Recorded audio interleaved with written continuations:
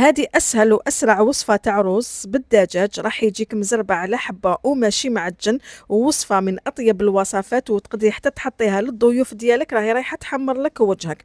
نبداو على بركه الله. هنا في الطنجره ديالنا نحطوا شويه زيت وشويه زبده، نديروا عليهم لي مورسو تاع الدجاج، تقدروا ديروا حتى الاجنحه، نديروا عليهم رشه تاع الملح ونقليوهم من جميع الجوانب حتى ياخذوا البنه تاع القليان.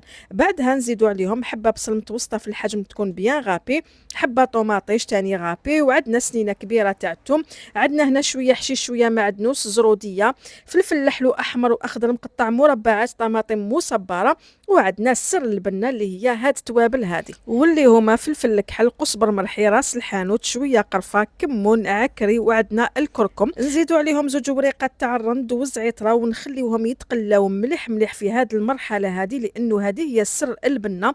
لازم هذاك الدجاج يتقلى لحوالي 10 دقائق على نار متوسطه باش يتشرب لنا كامل هذيك البنه تاع التوابل. بعدها نمرقوا بالماء سخون ونخليو الدجاج يطيب. من جهه واحده اخرى ناخذ هنا الرز، وتاني باش الرز يعني يكون ناجح معنا لازم نستعملوا نوعيه جيده كما هذا الرز تاع روعه الذهبي الجولدن هذا، وعمره ما حيتعجن لك، وعمره ما رايح يحشمك مع افراد العائله ولا الضيوف. انا استعملت كيله من الرز روعه الجولدن بسمتي الذهبي، شمخته لحوالي 20 دقيقه بعد ما غسلته عده مرات باش نتخلصوا من النشا اللي يكون فيه، ونخليوه هكذا يتشمخ لحوالي 20 دقيقه، يعني لو طون يطيب هذاك الدجاج.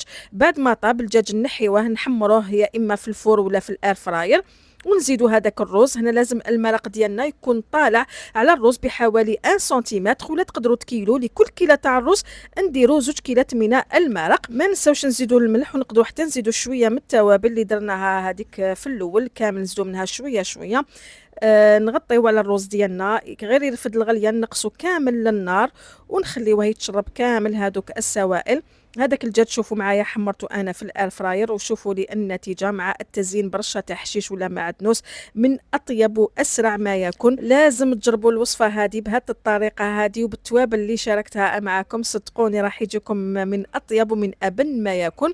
وصفه سهله وسريعه راكي رايحه تعتمديها اذا كان جربتيها. وكانت هذه وصفتنا لنهار اليوم، شهيتكم في الجنه، في امان الله.